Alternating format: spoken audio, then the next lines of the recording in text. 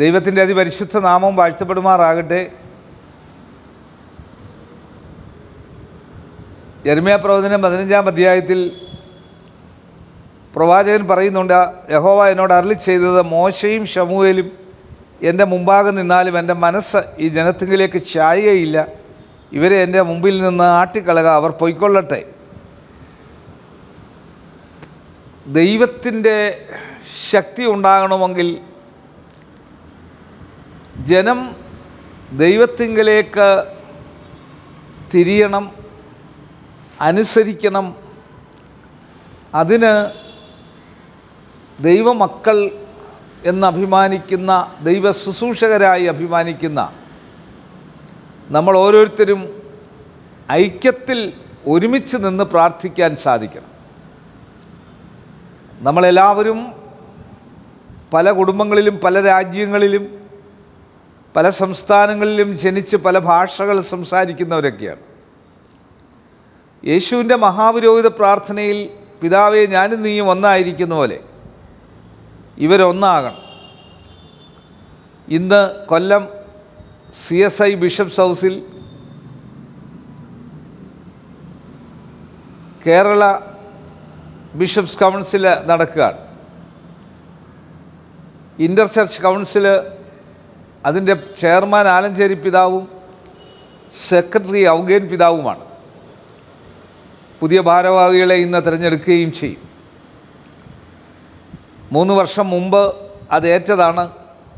എന്നാൽ പ്രത്യേക സാഹചര്യങ്ങളിൽ അത് നടത്താൻ സാധിച്ചില്ല. ബഹുമാനമുള്ള ജോസ് ജോർജ് തിരുമേനിയുടെ നേതൃത്വത്തിൽ കൊല്ലം കൊട്ടാരക്കര ഡയസിസും അപ്രകാരം തന്നെ കൊല്ലം എക്യുമെനിക്കൽ ഫെലോഷിപ്പും ചേർന്ന്, അതിൻ്റെ സെക്രട്ടറി മിസ്റ്റർ നിബു ജേക്കബ് വർക്കി അവരുകളും ചേർന്ന് ഇത് ഹോസ്റ്റ് ചെയ്യുമ്പോൾ അദ്ദേഹം CSITA ഡയറക്ടറും കൊല്ലം കൊട്ടാരക്കര ഡയസിസിൻ്റെ ട്രഷററും കൂടിയാണ്. ഒരുമിച്ച് ജനം, എല്ലാ സഭാവിഭാഗത്തിൽപ്പെട്ടവർ ഒരുമിച്ച് വരുവാൻ ആഗ്രഹിക്കുന്നു. അപ്രകാരം തന്നെ ദൈവം അനുവദിക്കുന്ന പക്ഷം ഫെബ്രുവരി 27, 28, മാർച്ച് 1 തീയതികളിൽ കത്തോലിക്ക സഭ മുതൽ ഇൻഡിപെൻഡൻറ്റ് ചർച്ചുകൾ വരെ ആദരണീയനായ മലങ്കര മാർത്തോമാ സുറിയാനി സഭയുടെ പരമാധ്യക്ഷൻ ഡോക്ടർ തിയോഡോഷ്യസ് മാർത്തോമാ മെത്രാപ്പൊലീത്ത ഉദ്ഘാടനം ചെയ്ത്, ആദരണീയനായ ഓർത്തഡോക്സ് സഭയുടെ പരമാധ്യക്ഷൻ പരിശുദ്ധ കാതോലിക്ക ബാവ സമാപന സന്ദേശം നൽകി. അനേക ബിഷപ്പുമാരും അനേക ദൈവമക്കൾ, പവർ വിഷൻ്റെ ചുമതല വഹിക്കുന്ന അതിൻ്റെ MD ആയിരിക്കുന്ന R. എബ്രഹാം സാർ ഉൾപ്പെടെ പ്രിയപ്പെട്ടവർ ഒരുമിച്ച് ചേർന്ന് പ്രാർത്ഥിക്കുമ്പോൾ സ്വർഗം ഇറങ്ങി വരും. അങ്ങനെ ഒരു പ്രാർത്ഥന ഇന്ന് ഉണ്ടാകണം. ഐക്യത്തിൻ്റെ ആത്മാവ് വളരെ വിശാലമായിട്ടേ സാധിക്കുകയുള്ളൂ. നമ്മൾക്ക് പലപ്പോഴും മറ്റുള്ളവരെ ഉൾക്കൊള്ളാൻ സാധിക്കാത്തത് കൊണ്ടാണ് ഐക്യത്തിൻ്റെ മേഖലയിൽ വളരാൻ സാധിക്കാത്തത്.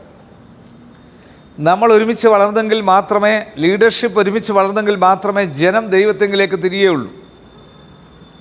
അല്ലെങ്കിൽ ജനത്തിൻ്റെ പ്രാർത്ഥന സ്വർഗത്തിലെത്തുകയില്ല. അതുകൊണ്ടാണ് ജനം തെറ്റിപ്പോകുന്ന ജനത്തെ ഒരുമിച്ച് കൊണ്ടുവരുവാൻ നമ്മൾ ഒരുവനപ്പെട്ട് പ്രാർത്ഥിക്കുമ്പോൾ, നമ്മളെല്ലാവരും ബലഹീനതകളും കുറവുകളുമുള്ളവരാണ്. ബലഹീനതയോടെ, കുറവുകളോടെ സഭകളുടെ മേലധ്യക്ഷന്മാരും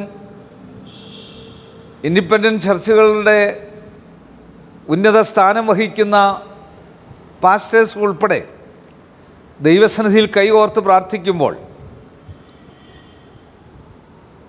ദൈവത്തിൻ്റെ പരിശുദ്ധാത്മാവ് പ്രവർത്തിക്കും. കോട്ടയം പ്രോഗ്രാമിന് ആദരണീയനായ ശ്രുതിയുടെ ചുമതല വഹിക്കുന്ന MB ജോർജ് അച്ഛനും CSIയുടെ മിഷൻ്റെ ചുമതല വഹിക്കുന്ന ജേക്കബ് ഡാനിയൽസനും ചേർന്ന് കോർത്തിണക്കിക്കൊണ്ട് എല്ലാ സഭാവിഭാഗത്തിൽപ്പെട്ടവർ ചേർന്ന് 100-ലധികം ഗായക സംഘാംഗങ്ങളെ ഒരുമിച്ച് ഒരു ഐക്യമായ കൊയർ ക്രമീകരിക്കുന്നുണ്ട്. ഇതിൻ്റെ എല്ലാ ഉദ്ദേശം സ്വർഗത്തിൽ പാട്ടേ ഉള്ളൂ. സ്വർഗത്തിൽ പ്രസംഗമില്ല, സാക്ഷ്യമില്ല, എല്ലാം ആരാധനയാണ്, പാട്ടാണ്. ഭൂമിയിൽ കേരളത്തിൽ നമ്മൾക്ക് ഒരുമിച്ച് പാടാൻ സാധിച്ചെങ്കിൽ മാത്രമേ സ്വർഗത്തിൽ നമുക്ക് പാടാൻ സാധിക്കൂ. അതുകൊണ്ട് ഈ ആഹ്വാനത്തിൻ്റെ ഭാഗമായി തീരുവാൻ നമ്മളുടെ മനസ്സുകളെ പരിശുദ്ധാത്മാവിൽ ശുദ്ധീകരിക്കുമ്പോൾ മോശയും ശമൂവേലും ഒരുപോലെ നിന്നതുപോലെ നമ്മൾ ഒരുമിച്ച് നിൽക്കുമ്പോൾ തമ്പുരാൻ പ്രാർത്ഥന കേൾക്കും. തമ്പുരാൻ പ്രാർത്ഥന കേട്ട് നമ്മളുടെ സഭകളെയും നമ്മളായിരിക്കുന്ന മേഖലകളെയും ഭവനങ്ങളെയും ദൈവം അനുഗ്രഹിക്കും. സാമ്പത്തിക ഭദ്രതയല്ല അനുഗ്രഹം. ജീവിതത്തിൻ്റെ പ്രതിസന്ധികളും പ്രതികൂലങ്ങളും ഒക്കെയുണ്ട്. പ്രതിസന്ധികളെ അതിജീവിക്കുവാനുള്ള ദൈവശക്തിയാണ് അനുഗ്രഹമെന്ന് പറയുന്നത്. ദൈവകൃപയാണ് അനുഗ്രഹമെന്ന് പറയുന്നത്. യേശു കർത്താവിൻ്റെ ജനനത്തിൽ മുതലേ പ്രശ്നമാണ്. എന്നാൽ അതിനെ ജീവിക്കുവാൻ ജനിച്ചപ്പോൾ പുൽക്കൂട്ടിൽ കടത്തി മിസ്രൈമിലേക്ക് തിരിച്ചോടി തിരിച്ചു വരുന്നു. എന്തെല്ലാം പ്രശ്നങ്ങളാണ് സംഭവിച്ചത്. ഒരുപക്ഷെങ്കിൽ എന്തെല്ലാം ആ കുഞ്ഞിൻ്റെ ജനനം കൊണ്ട് എത്രയോ ദുഃഖവും പ്രയാസവും ഉണ്ടായി. എന്നാൽ നമ്മുടെ പ്രത്യാശ എന്ന് പറയുന്ന ആ കുഞ്ഞിൻ്റെ ജനനമാണ്, ആ കുഞ്ഞിൻ്റെ മരണമാണ്. വളർന്ന് മരണപ്പെട്ട് നമ്മൾക്ക് വേണ്ടി വീണ്ടും വരുന്ന ഒരു രാജാവുണ്ട് എന്നുള്ളതാണ് നമ്മുടെ പ്രത്യാശ. ആ വലിയ പ്രത്യാശയ്ക്കായിട്ടാണ് നമ്മൾ ഒരുങ്ങുന്നത്. ആ പ്രത്യാശ പ്രാപിച്ചെടുക്കുവാൻ ഐക്യത്തിൻ്റെ ആത്മാവ് പ്രവർത്തിക്കട്ടെ എന്ന് ഈ പ്രത്യേക ആഴ്ചവട്ടത്തിൽ ഇൻ്റർചർച്ച് കൗൺസിലിൻ്റെ പ്രവർത്തനം ഐക്യത്തിൻ്റെ ആത്മാവിൽ പ്രവർത്തിക്കുമ്പോൾ മുൻപോട്ട് പോകുവാൻ സഹായിക്കട്ടെ. കണ്ണടയ്ക്കാൻ പ്രാർത്ഥിക്കാം. കർത്താവേ, പരിശുദ്ധ പിതാവേ, സഹകൾ തമ്മിലുള്ള ഐക്യം ഞങ്ങൾ ഉദ്ദേശിക്കുന്നത് മറ്റാരോടോ ഫൈറ്റ് ചെയ്യുവാനല്ല.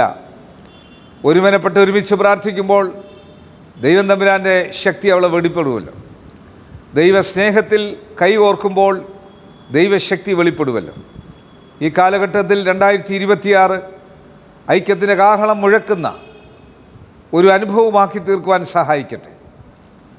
കർത്താവെ, ഈ വചനം കാണുന്ന കേൾക്കുന്ന എല്ലാവരും പ്രിയപ്പെട്ടവരുടെ മേലും ഈ ഐക്യത്തിൻ്റെ സ്വഭാവം ജ്വലിക്കട്ടെ.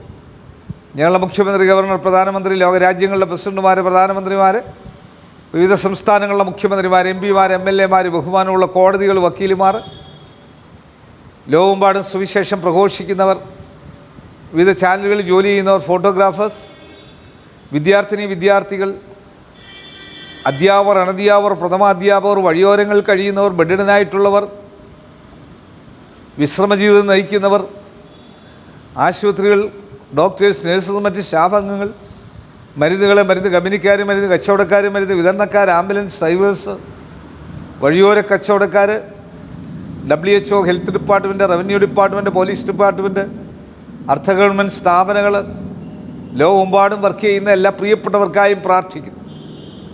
ഈ വേദനത്തിൻ്റെ പിൻപിൽ വർക്ക് ചെയ്യുന്നവരെയും അനുഗ്രഹിച്ചാട്ട്. യേശുവേ നന്ദി, യേശുവേ സ്തോത്രം, യേശുവേ ആരാധന, യേശുവേ മഹത്വം. യേശു മൂലം പ്രാർത്ഥന കേൾക്കണം നല്ല പിതാവേ. ആമീൻ. God bless you. തീരാത്ത കനിവിൻ്റെ കനലാണു തീക്കനൽ, അണയുവാനൊരുങ്ങും ഈ ചാരത്തെ അഗ്നിയായി മാറ്റിടും തീക്കനൽ. തീക്കനൽ, തീക്കനൽ,